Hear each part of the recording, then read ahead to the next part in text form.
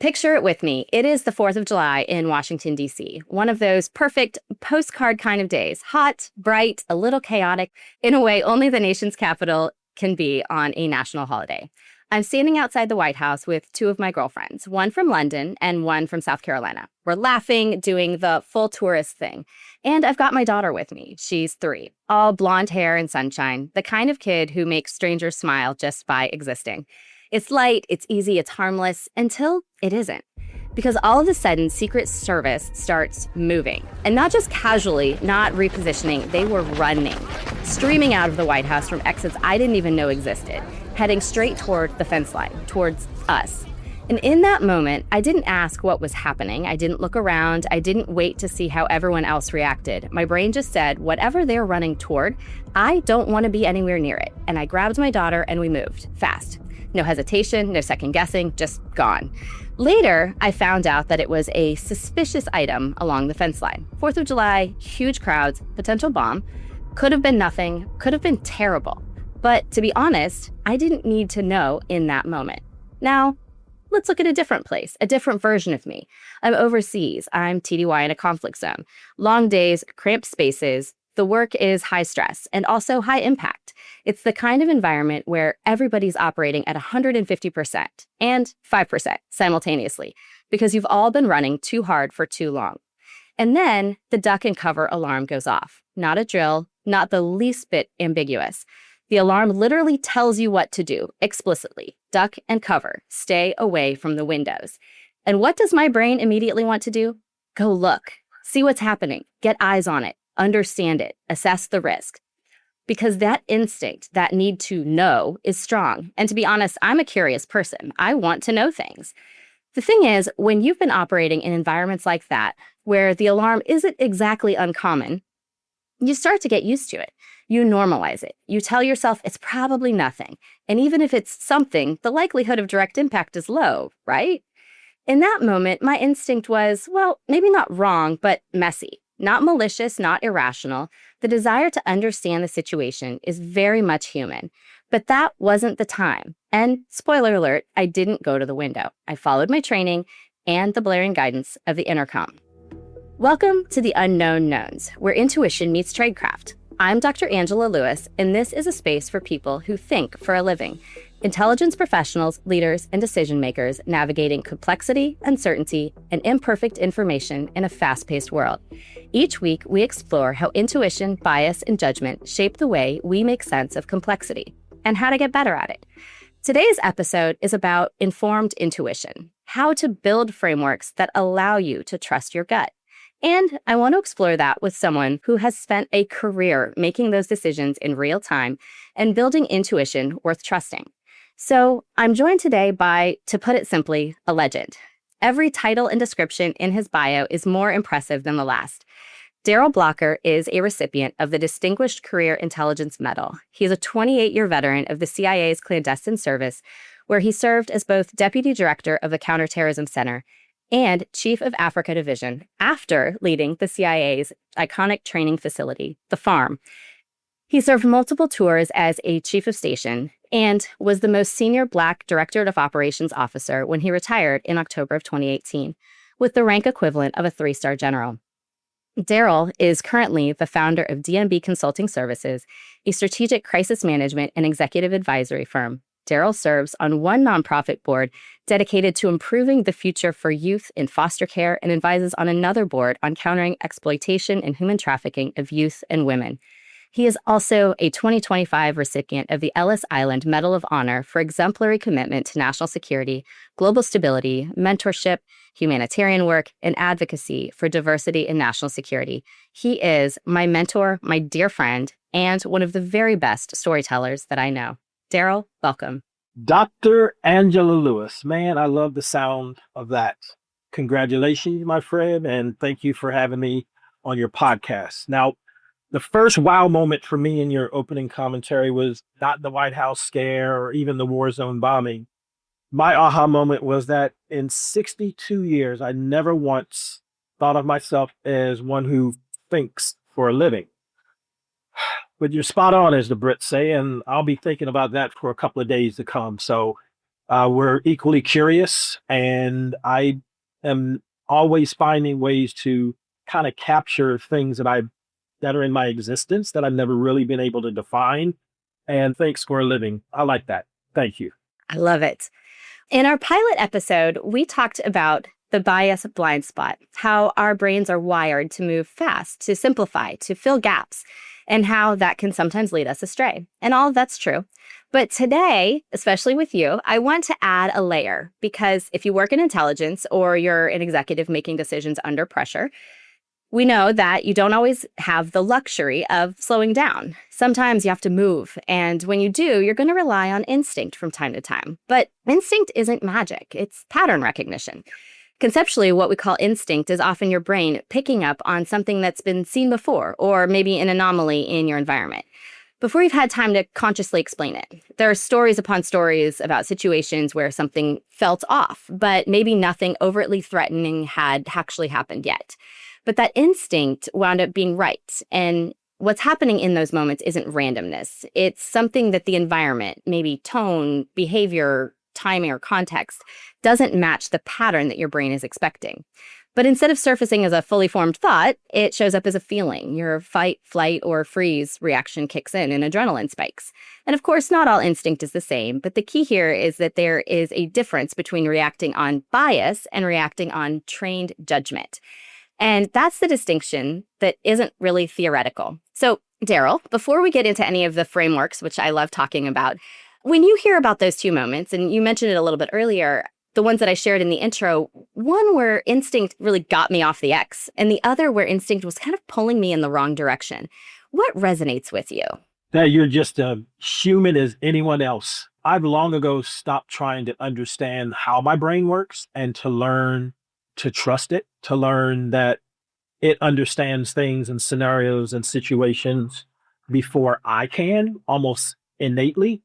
And that's kept us safe on this planet for a very long time. It's kept us a half a step ahead of those predators that are out there trying to take us. Germs, viruses, other animals, and of course, the most dangerous animal, which is human. So trust your brain. Your brain is more than just, what's physically in your body. It is DNA through generations of family. And I truly believe that. Now, the first thing that I thought of is right before we came on air, and it's the 4th of June, 2026. And there was a story on ABC News about this woman who got off the X. A trucker sees this woman running down the highway or running down a back road, handcuffed from behind, and then sprinting with this car kind of weaving behind her. The good news is she got off the X. She recognized that as soon as that guy pulled off on a dark road, she had to come up with a plan. She was already in cuffs in the back seat. He gets out of the car to go to the trunk. She flips her body over the front seat and just takes off, just books. She knows that if she does not get off that X, that it's going to be the end of her. You can't teach that. That is a natural reaction. The will to survive is probably stronger than any others. And if we got any Slow Horses fans out there, there's one episode where the guy who is the head of a red team type security unit gets kidnapped. He gets snatched up in an event, but he escapes twice in the same episode. Now, a lot of people will miss the significance of that because every time he saw even a small window, they're going to kill me anyway. So they're going to kill me on my terms, not their terms. And now he got captured both times. But the point is his natural instincts to survive, his natural instincts to get off the X are what kicks in. And for me, that's the training. Training is the rock solid process that shapes and forms and evolves into instincts. Some call it muscle memory, but I learned early in my intelligence career that for whatever reason, I thrive in chaos. I arrived at Osan Air Base, Korea, in the middle of the largest military exercise that the United States had at the time. It was called Ulchi Focus Lens. I'm sure it still exists in some iteration. And it was like something out of a movie. Brand new Second Lieutenant Butterbar, just coming straight from the intelligence school, learning about Soviet weapons and tactics, just to see it real world on an invasion by North Korea to prevent the South Koreans from having a successful Seoul Olympics. This was 1987, 88. It was so chaotic, but I was so calm I'm like, this is what it's going to be like when it's real.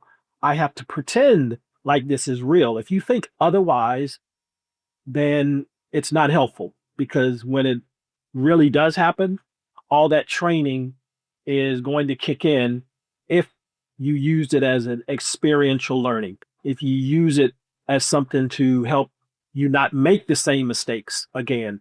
And the intelligence community doesn't want you to not make mistakes. In fact, that's how you learn. What they want you to do is learn from those mistakes and not repeat them, and then continue to build the layers and layers of intuition, instinct, gut feeling, however you want to encompass that. So, yeah, I'm curious, but I'm also very careful and calculated in a way that happens faster than my brain can actually keep up with it. But again, I've learned to just let go. It's kind of like on a roller coaster. It's only painful when you're so tense and so tight that nothing happens. But as soon as you let your body just yield to gravity, yield to physics, yield to the inevitable, because you knew when you got on there it was going to happen. But your brain is like, this is not normal to be shooting down a ramp at 70 miles an hour and do a loop. That's just crazy talk. Who would do this? Well, the body can be controlled and it's very uncomfortable sometimes. But once you push through that, I've learned that to trust my gut, so to speak. And all of that goes back to training. I love it. And what you described is exactly that distinction in practice. In intelligence operations, another example of kind of informing your intuition, if you will, are surveillance detection routes, right? At its core, it's a structured way of answering a very simple question, right? Am I being followed? Is someone paying a little too much attention to what I'm doing? Now, say you're moving through a city and something feels off, you might get that gut feeling. Maybe someone shows up twice, a car lingers a little bit too long. But the instinct, that obviously matters a great deal, but it's not quite as simple as just trusting your gut, right? Because that's often the first draft of insight. It's your brain flagging that something doesn't fit, even if you can't explain why just yet. But then you have to go back and examine those moments. And you were talking about kind of learning from your mistakes and being able to refine that perspective, right? So then people go back and you examine the moment when you felt like something was off. And usually people can then identify exactly what triggered the instinct. But that's only after they've had time to break it down and to take that step back and really recognize the pattern that their brain was picking up on. Could have been a comment that didn't fit, a question that was too personal, a behavior that broke that normal rhythm of interaction. But again, many of these fast-moving situations are high stakes and high risk and too high to rely on just vibes alone, right? It's in an intelligence context, at least. And so then what do we do? How do we leverage instinct while not falling prey to our blind spots, especially in the midst of chaos, right? And this is, as you said, exactly where training comes in. Because if you've trained that instinct ahead of time, you have a framework that allows you to maybe override natural curiosity or the reaction that would have you doing something that might not be the safest or the best course of action. So it's not just vibes then, it's that informed intuition. If you've made a habit of sort of interrogating your thinking, understanding your biases, learning what patterns might actually matter in your environment, right? Familiarization, area fam. When you don't have that time to think, you can trust what shows up. You're not just trusting your feelings, you're trusting a pattern that you've already validated. So when you think about that in an operational context, that moment where something feels maybe off, what do you think you're actually paying attention to? What are you paying attention to or recognizing in that moment? What tells you this is real versus, oh, this is just something that I don't need to pay attention to?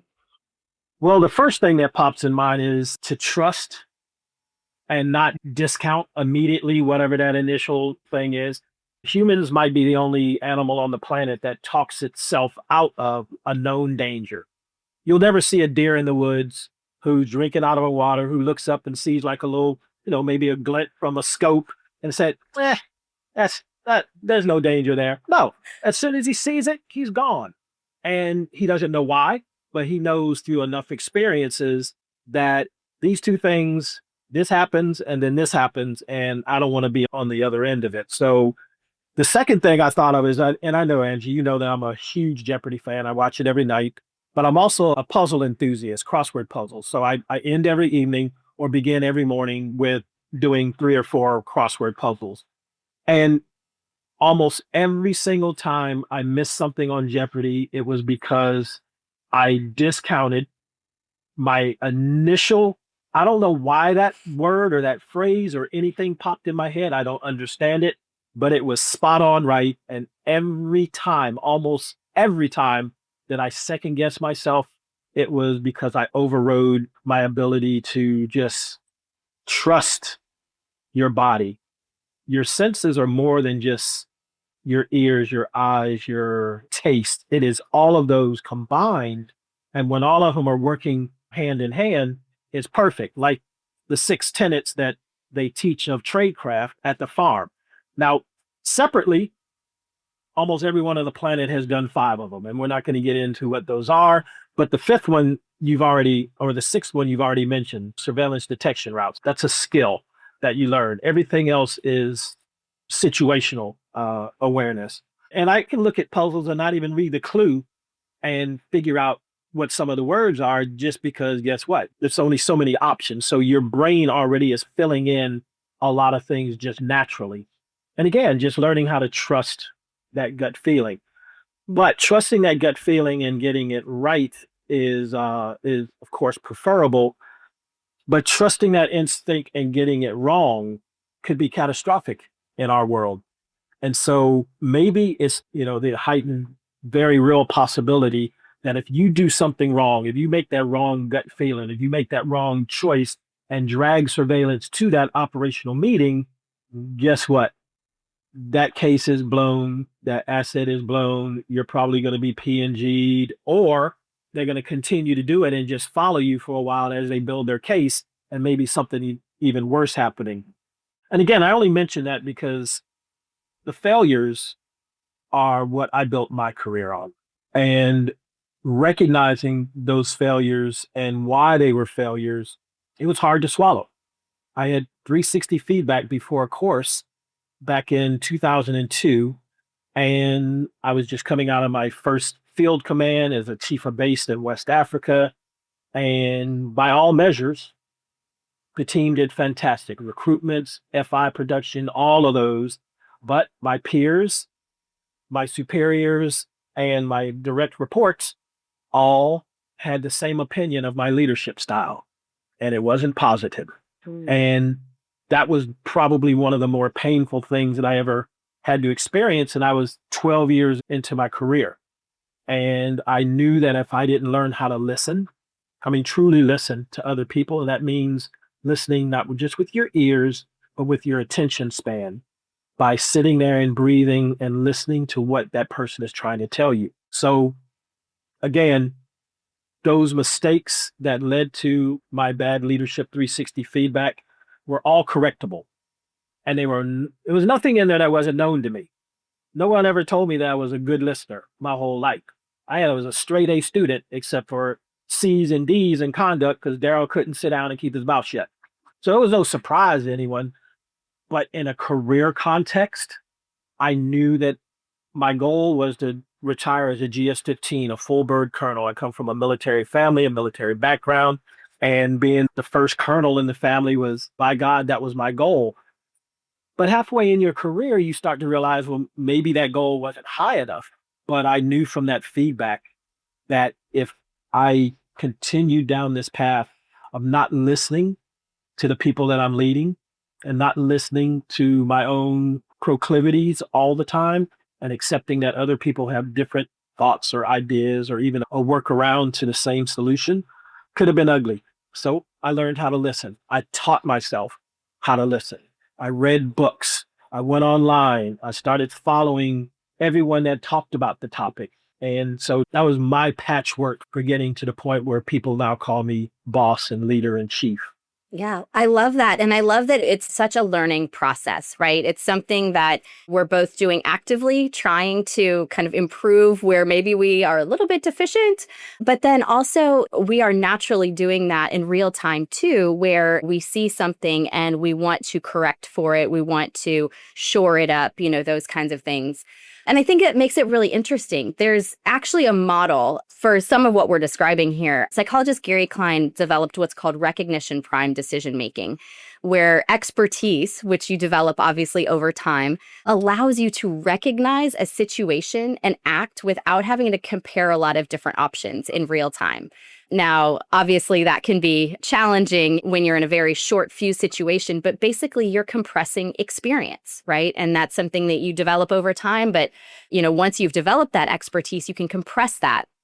And Klein's research studied how people make decisions in these complex, high stakes environments, right? When it's something short fused or fast paced. And they're talking about firefighters or emergency responders and really, I would say, intelligence officers, right? You're operating under significant pressure. The need to get it right is pretty critical much of the time. And you talked about kind of what those failures can lead to and how disastrous that can be. The model is especially relevant when decision makers are facing conditions that include time constraints, limited information, which I think strikes pretty close to home. So what does that feel like when decisions are being made out in the field? Does that feel like what it is to be making a decision in the field? Again, I'm just marveled by how the simplest things and what we know and learn can be kind of encapsulated into a theory, into a management or leadership model, because I can't explain how, from a scientific perspective, intelligence is part art and part science. The science part is, guess what? Human nature has not changed in thousands of years. So if you can get into somebody's ego, if you can get into somebody's good graces, if you can be that protector, if you can be that provider, if you can be that sounding board for that person, all of that builds trust. And at the end of the day, trust is the currency of espionage, of business, of every relationship that you have in your life. If trust isn't there, that relationship is not gonna, it's not gonna last forever. I think the schoolhouse uses experiential learning from real world cases, from instructors slash agents who role play and help the student case officers, the SCOs, recognize that just making a decision and following a lead will come naturally to you once you open up your brain enough to say, I don't know everything, or I don't know what I know, which is the whole unknown knowns. And we'll comment on that later. But, and everybody's different. Every SCO down there comes at the same problem set with a different angle. And there is no right or wrong. Either it yielded results or it did not. And if it did not, then you go back to that and you try and figure out how to get results out of that. And if it did, you try to build on that. So what they hire for, I think, within the clandestine service is the ability to make good, sound decisions with very little information. My instincts, I boil most scenarios, most situations, whether it's violent or intimate, down to three things: empathy, logic, and reason. That's how my brain is structured. That's my process for thinking. And I've learned that they're intertwined. I can't separate them from one another. Is this logical? What's going to be the impact on this person if X, Y, or Z happens or doesn't happen? If you're not thinking about that person as a human being, no matter who they are, and I spent my career chasing terrorists and around a lot of unsavory people, but I never hated them. I never blamed them for being who they were, because that's how they were raised. Some of them didn't have a choice. Some of them didn't have a vote. If you're born into a cop family, you're probably going to be a cop. You're born into a family of doctors, you're probably going to go into the medical field. If you're born into a family of terrorists, guess what? You're probably going to be a terrorist. Does he have a vote in that? No. Could he have made better choices or different choices? Absolutely. But that clan, that feeling of tribe, that feeling of belonging is really strong. And that's how these young folks across the globe are now being radicalized, because no one really brought them into a loving, caring, trusting environment. And all they know is pain and hatred, which people weaponize and use against innocents. And so are these kids who are lone wolves out there doing terrible things? Are they bad people? Yeah, they might be. But they also could be good people who were overwhelmed by the attention from some stranger out there, whether it's a love scam or whatever it happens to be. The human ego is very fragile. And if you learn how to manipulate, then you can use it for good or you can use it for bad. Of course, I always like to think that I use mine only for good. I'm sure there were some times where there was some self-serving situations in there. But again, a very long answer to a short question is in the field, they have already hired for, trained to, and put you in a situation where they're not going to allow you to fail. They're going to allow you to learn over a period and series of scenarios and situations that you had only ever seen in a schoolhouse text. But now it's real world. And guess what? We trust you, Angie, because we trained you. We know what you have. And guess what? If you make the wrong decision, that's okay, because we talked about this beforehand. We talked about the good, the bad, the unintended consequences that could happen if you go down this path. There's very few scenarios that haven't already been brainstormed or knocked. I would always go in and say, here's what I want to do. I need you guys to knock holes in it. Oh, no, boss, that was a great plan. I'm like, was it really? Was it great because I'm the boss and you guys need me to think that I'm a great boss, or is it really sound plan? I don't need acolytes. I don't need someone to tell me that my idea is good. It's just an idea, no greater or worse than anybody else. Now, I might come to it a lot more quickly than you might, and that's one thing, but we trust our people from the moment we hire them to protect national security secrets, to protect our nation, to protect our Constitution. And it's not anything that we take lightly. And I think that's kind of lost on most people because, I live here in Los Angeles, so Hollywood has a way of depicting us and who we are. Very, very few examples of any good CIA, good-hearted CIA people out there. They're always the worst in terms of character, like the most despicable person in the entire cast that everybody loves to hate. And that literally was never my experience. Did we have bad relations in embassies with other components within the US government? Of course we do. We're human. But are we the devils that Hollywood would make us out to be? No, we're not.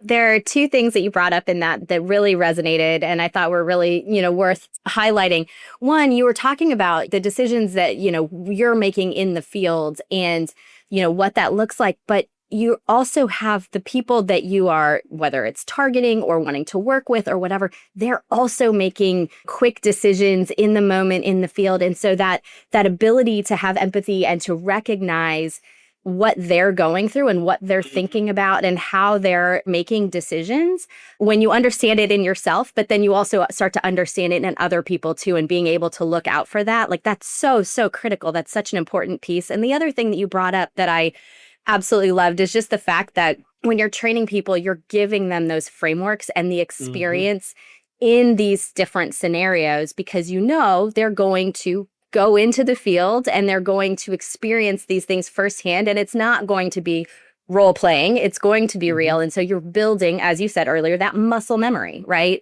You're giving them the framework so when they have to make that snap decision, they're able to reflect on, or ideally not even have to reflect because it's so ingrained that it's like, I know what to do in this situation. I know which decision to make. So I love both of those. Those are such great points.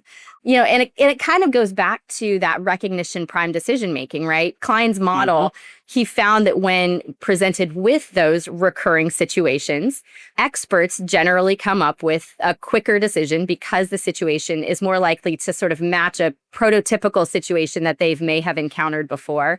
So that's exactly kind of what you're trying to train into them are those situations. So novices, on the other hand, someone who hasn't had that experience, they have to cycle through different possibilities. They can't make those decisions quite as quickly, or they might use the first course of action that they believe will work, even if it hasn't really been fully tested. So the idea of how that training is taking place, I think is really, really interesting and kind of aligns with how decisions and education is kind of benefiting the trainees, if you will. And I think there's a few different variations of how this can play out, but in practice, that recognition prime decision making is highly relevant to leaders in high stress fast-paced environments as well.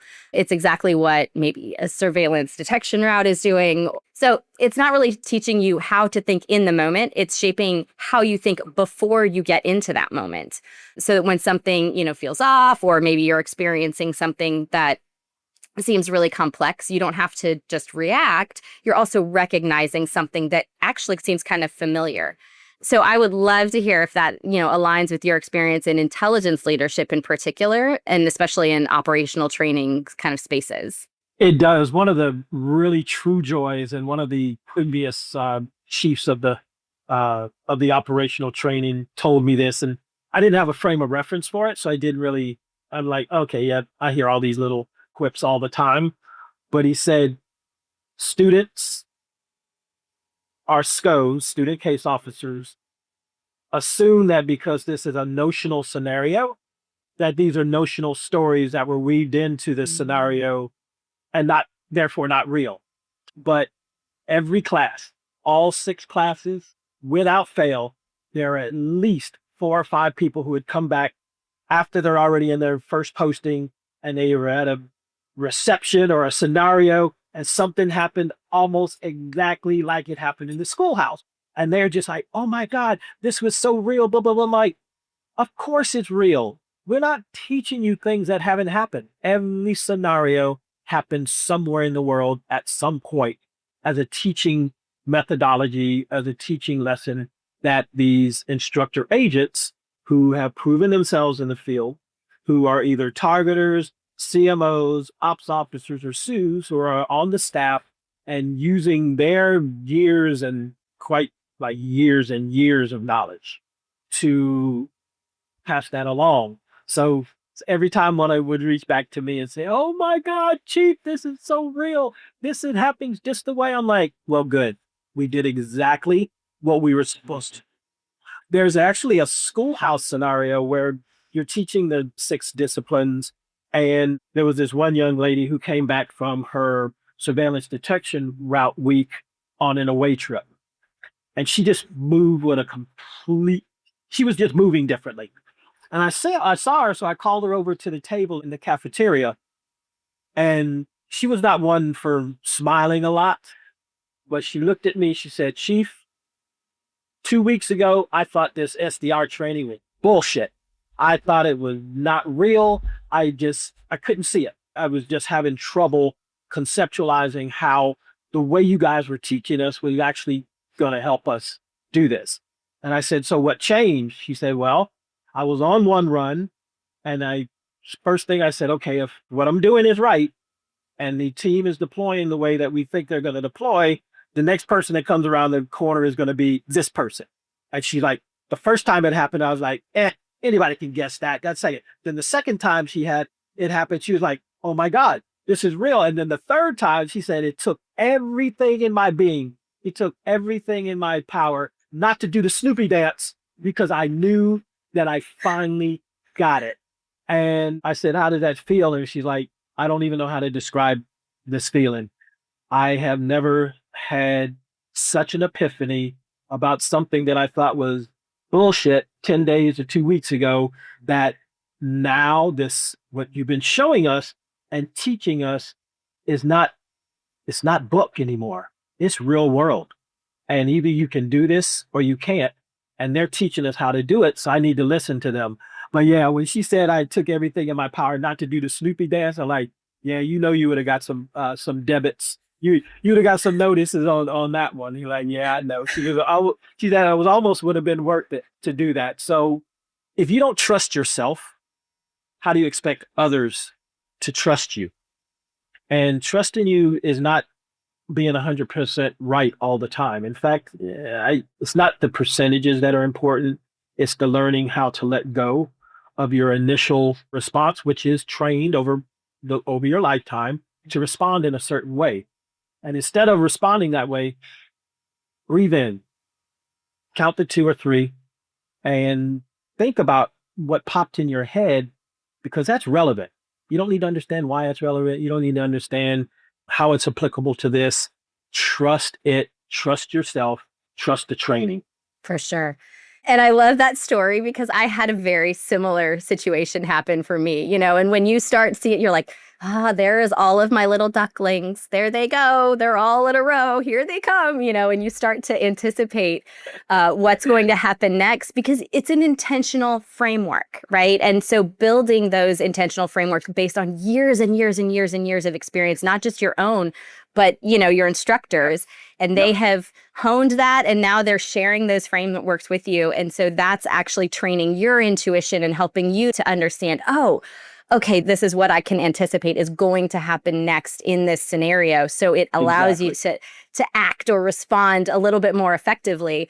Even if you're moving quickly, you're moving within a structure that you've already built or are being trained into. So the SDR example, it's not really built. The SDR itself is not built on the fly unless things have gone off the rails. And that's right. That's another situation altogether. But to build one effectively, you have to have studied the environment. You need to know what normal looks like, and you need to know what indicators you're looking for, right?